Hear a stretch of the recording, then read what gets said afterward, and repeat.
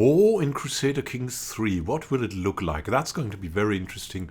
Why? Because Crusader Kings 2 has a war that is very diverse. There's a lot of things to consider when starting a war and making a troop, and all of it is now condensed into this dev diary. Really, they made a point to everything. Servant Core has done a great dev diary. So, let's see how he starts. He starts with showing us the meat, which means the army. So, I will not go into details about Casus Belli, but about the war system. So it's the war mechanics. So what is an army made of? That's different to Crusader Kings 2. The levies are no longer like in things like archers and so on. So the levies are just levies. They are not really good. They are essentially conscripted peasants forced to do your bidding and are not very impressive on their own. In great numbers, they are an efficient meat shield meant to complement the troops of your armies that have a far higher impact. Men-at-Arms. And what's the Men-at-Arms? That's your former retinues of Crusader Kings 2. So these upgrades also in the castles will no longer be there for levies to be archers or heavy infantry or things like that. So you will not have a high number of them. You will have a more focused number of soldiers under your direct control. These men-at-arms are the equivalent to the retinues. And they are your most important soldiers, even though they are so few. And there are knights. We'll come to knights later. They are trained troops that come in several different unit types which excel in their given role. Similar unit types as you can see here, heavy infantry, archers, heavy cavalry. Similar things as in the old Crusader Kings 2. And also sometimes culturally different. Base variations available for everyone to recruit, such as light cavalry and heavy infantry. But the really interesting ones are usually unique to certain cultures. I'm thinking of course, Mongol-like people, or specific regions of the map. Though all have their own stats and uses, so it's not just a different name, and it's a lot of different stats as well. 4 different values are now on a men-at-arms regiment that you need to keep track of. So it's a little bit more fleshed out system, I don't know. So we have damage. Obviously the amount of damage a single soldier of this type is able to inflict on the opponent. You have here a pikeman, and you can already see that it counters some types, which means it gets an advantage. More on that later. We have toughness, that's the shield here. This is how much damage a soldier can take. Then we have pursuit. That is this thing. They have no pursuit. In the aftermath of a battle, that's a new battle phase. Pursuit increases the amount of damage you can inflict upon a routing enemy. And this is the opposite of the pursuit. It handles the shield blocking that arrow. Screen, it's called. It allows you to protect fleeing soldiers from being killed. So if you're constantly fighting at a disadvantage, to have troops with high screen will be great for you. And if you're constantly fighting at an advantage situation, then troops with high pursuit will be good for you. To inflict more damage in the aftermath. You can see we have terrain effects also, and they are probably specific on the type. Long types allow these regiments to form walls of spikes that can stop a cavalry charge dead. And there's also like the tip that archers are good in hilly things and so on. And then we have reinforcement looking at that, maintenance. So long. And as they say, or as Circle writes, not all men-at-arms are equal. We will have access to a few immediately from the start. Unlock access to additional regiment types as you progress throughout the game. Yeah, technology. The great thing of Crusader Kings 2. Some will be similar to each other, but maybe tailored towards a certain terrain type. You can see that here. Others may just be a straight upgrade, but will in those cases be much more expensive than their weaker counterpart, which is a good thing. Then we have men-at-arms. They allow us yeah, the men-at-arms allow us to customize the army for any given situation. So they're highlighting the advantage for that. But of course, if you have them already, and that's more likely to be the case, you're stuck with them for a while, as it was with the retinues. It was a pretty significant investment, and you wouldn't want to spend like an extra tons of prestige and of maybe gold to have that amount of retinue added to you back there. So it is something to customize for any given situation. Maybe not for any, but for some things, for like the situation of your realm, I would call it. I mean, with the terrain effects, it's pretty clear which you should use where. Like if you're if you only have a hilly region, then you'll have a lot of archers. If you have a lot of plains, you'll probably have a lot of cavalry. That cavalry would probably also counter archers, so archers will drop dead. So if some hillmen come to you with their strange army of archers, you will ride them down. So, if you know where or who we will fight, certain men-at-arms will be far superior. There are a lot of hilly terrain, then archers the way to go. Are you facing a lot of cavalry? Bring pikemen. A smaller army will stand a much higher chance of winning if you bring a man-at-arm type that counters those of the enemy, of course. When a regiment is countered, its efficiency in battle will be lowered. Normally, yeah, that's something I would expect. With its damage output significantly reduced, if the countered regiment is greatly outnumbered by the countering type, efficiency will reduce even further, but there's a limit to how much a man-at-arms damage can be reduced, as not to make your expensive troops completely useless, and it's also kind of realistic. I mean, they would in any case do some damage, right? Even if you send archers toward a cavalry, they will do some damage. Next, we have a special kind of man-at-arms. That's siege weapons. Siege weapons are something that were just like more like a given, or more represented by the technology sliders in Crusader Kings 2. And the percentage advantage is here, but here you have the actual weapons. And let's see what we have here. Is that a trebuchet? That's something for ramming. Then we have the usual catapult, and then this small thing, that's probably one of the earlier catapults. Medieval warfare was all about sieges. Castles and sieges are iconic for the time frame, so they felt it was necessary to have that properly represented by something that you can hire directly. We'll start off with access to a rather weak catapult, probably this. It will still allow you to besiege holdings faster than without one.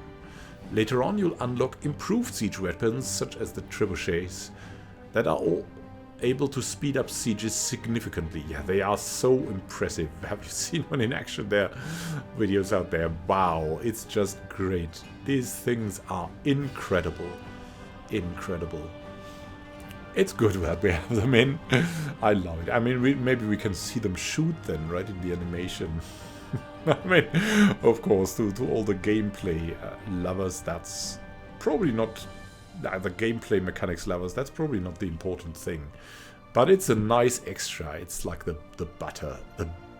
The butter on the cake, I was about to say. Yeah, let's butter the cake a little bit more. Let's hope it becomes a cake and that it's buttered. You can only own a certain number of men-at-arms regiments at any given time. That is taken from the retinue, so choose carefully which troops you decide to recruit. Then we have the levies and men-at-arms that are not the only soldiers available to you. We have seen that already. We have knights. A number of knights at our disposal. These are the vassals and courtiers of your realm with a high prowess. It's the equivalent to combat rating in Crusader Kings 2. So it's combat prowess. It represents how good a character is at fighting and is used when they participate in battle. Must be that number here, right? You can normally only have a few dedicated knights, but there are various ways to increase the number of knights as well as their effectiveness. Nice, so you can play King Arthur. Finally, we have the commander. an army can only have one single commander, so not three, like with the flanks in Crusader Kings 2, which is now we're on in the first part of the Dev Diary. We have seen the expansion of the combat system, and this is like a reduction of the combat system where the flanks were so important in Crusader Kings 2, and even flank specializations. So we have now a single commander who uses his martial skill to improve the troops under his command. There are plenty of different commander traits available, which either have a direct effect on battles, such as terrain bonuses, or giving the commander bonuses outside of battles. One such example is the ability to have supply last longer. Supply is also something very important that will change in a good way, I think. More on this below. We'll talk about it when we reach it. As you can see here, you have here, that's probably the choice you have between the commanders. You have these nice little descriptions here.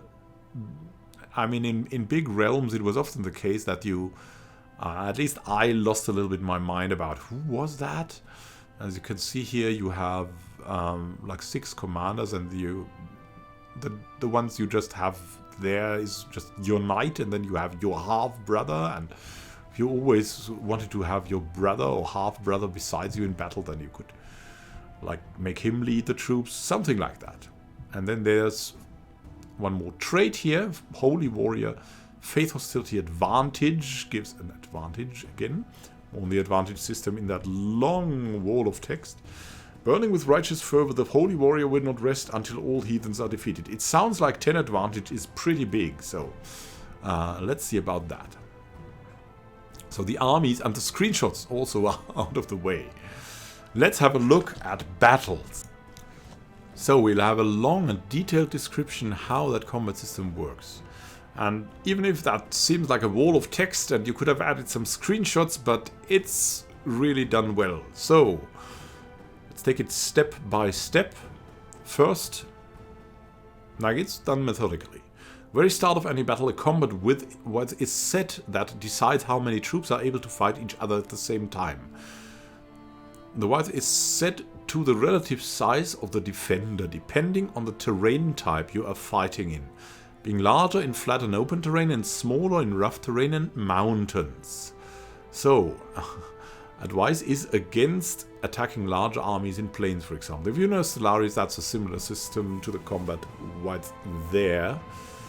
And I think in EU4 it also works kind of that way, but mostly limited by technology.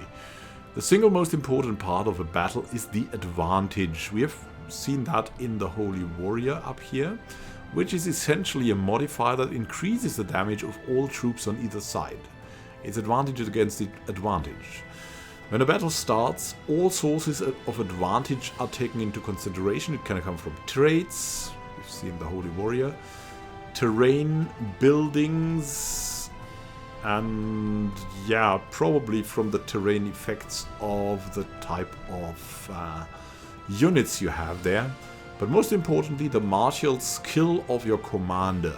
All of these are added together for both sides of the battle, and the difference is then added as the advantage bonus for the side with the higher advantage. So it's a simple mathematical operation.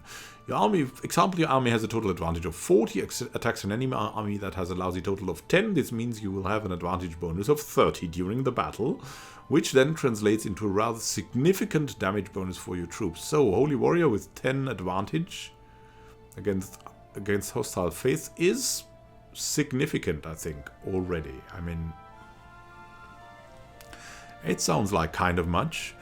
And in addition to the starting advantage, each commander also makes a roll every few days in an attempt to increase their advantage or even it out.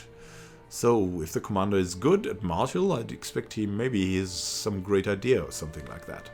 This tug of war can be further expanded by various modifiers and traits. For example, the trait the cautious leader will decrease your potential max roll, but also increase your lowest possible roll, so you get a kind of an average, so you're cautious.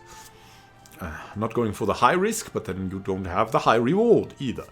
Trading a high potential for a higher average. Or, on the contrary, trading a low potential for a lower average.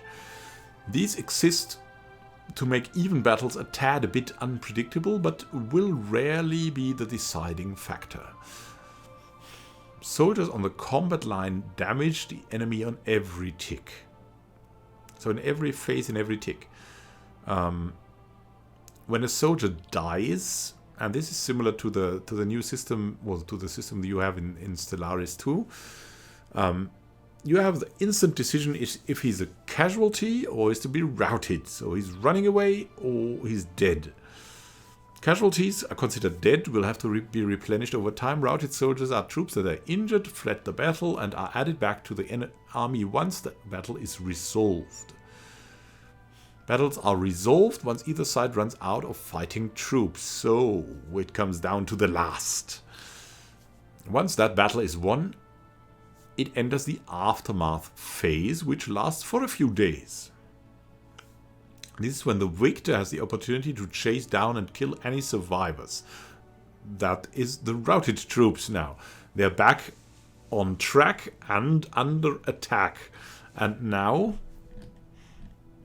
we come back to this. The screen will help them get away, and the pursuit will help the attacker to get them down.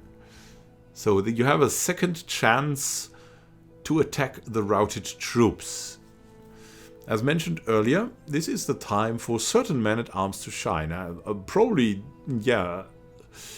The question is, do you have the routed troops also back for the victor? It would probably be so, right? But would they fight? Probably not. We'll see how that works out. The high pursuit, you can kill a larger amount of the enemy to really capitalize on your victory. Alternatively, you can have a high amount of screen to make losing battles less penalizing. Keep in mind that battles will grant you a fairly limited amount of war score, which brings us to sieges. So, I've had it often in Crusader Kings 2 that a good battle reflected in a huge war score. And I'm kind of sad that isn't there anymore, but we'll see how it works out in the end. So sieges are trump, that is how it sounds like, and this brings it probably Crusader Kings 2's combat closer to what EU4, maybe EU4 is what I would see, and Stellaris as well. The question is, can you still like win by capturing important people? That would be good. I mean, that's the personalized feel of Crusader Kings. That should be preserved. I hope they preserve that. I mean, you have that preserved by the knights that you have now, instead of the commanders. We'll see how it works out. Besieging and occupying enemy holdings is the main way now of gaining war score and winning wars. I believe it was balanced, or did it change? I was always feeling that the main way of gaining war score in Crusader Kings 2 was often glorious battles. As mentioned in the last week's dev diary about maps, that we have also on the channel in the playlist that I've linked in the description below, baronies are their own provinces. So you will have to move their physical. You will not have to siege all of them in order to occupy a full county or seize your war goal. Only fortified holdings have now to be besieged. So probably no longer temples. Castles and county capitals are all fortified by default, with how difficult it is to besiege those holdings being decided by their fort level. The fort level can be increased by certain buildings and modifiers. As usual, that was how we were used to it in Crusader Kings 2. Each fort level increases the amount of siege progress you need to get before it gets occupied. You can gain a base amount of siege progress every tick, which can be increased further by heavily outnumbering the garrison or by having siege weapons. This constant progress won't change over the course of the siege.